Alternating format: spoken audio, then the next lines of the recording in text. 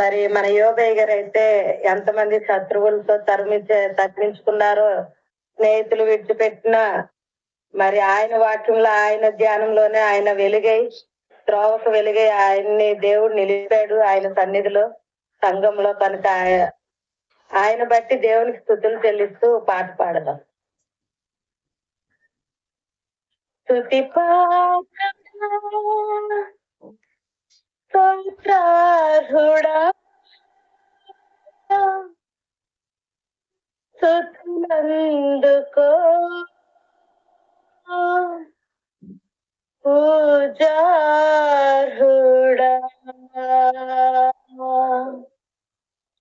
స్తుతి పాత్రుడా, స్తుతులందుకో పూజార్హుడా. ఆకాశమందు నీవు తప్ప నాకెవరున్నారు నా ప్రభు. ఆకాశమందు నీవు తప్ప నాకెవరున్నారు నా ప్రభు.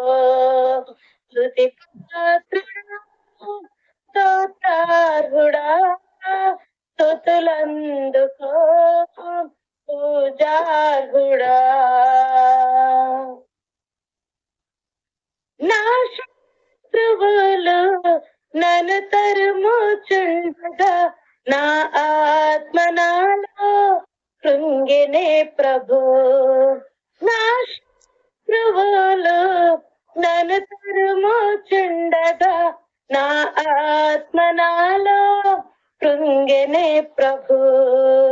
నా వైపు త్రిప్పిన వెంటనే శత్రువుల చేతి నుండి విడిపించినావు, కాపాడినావు. నా వైపు శత్రువుల చేతి నుండి విడిపించినావు, కాపాడినావు. స్తుతి పాత్రుడా, స్తోత్రార్హుడా, స్తుతులందుకో పూజార్హుడా. నా ప్రాణ స్నేహితులు నన్ను చూసి దూరాన నిలిచేరు నా ప్రభు. నా స్నేహితులు నన్ను చూచి దూరాన నిలిచేరు నా ప్రభు. నీ వాగ్దానమే నా త్రోవకై నన్ను నిలిచెను, నీ సన్నిధిలో నీ సంఘములో. నీ వాగ్దానమే నా త్రోవకు వెలుగై నన్ను నిలిచెను, నీ సన్నిధిలో నీ సంఘములో. స్తుతి పాత్రుడా, స్తోత్రార్హుడా, స్తుతులందుకో పూజార్హుడా. ఆకాశమందు నీవు తప్ప నాకెవరున్నారు నా ప్రభు.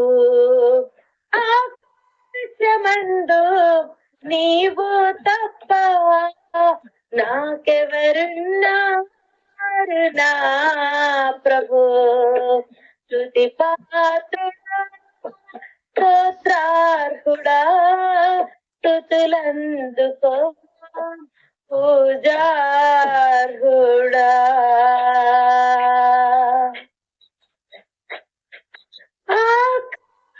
ఆకాశమందు ఎత్తయ్యా నీవు తప్ప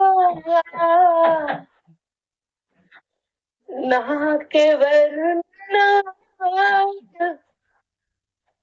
నా ప్రభు. హల్లెలూయా. హల్లెలూయా. ఆమేన్. ఆమేన్. చక్కగా పాట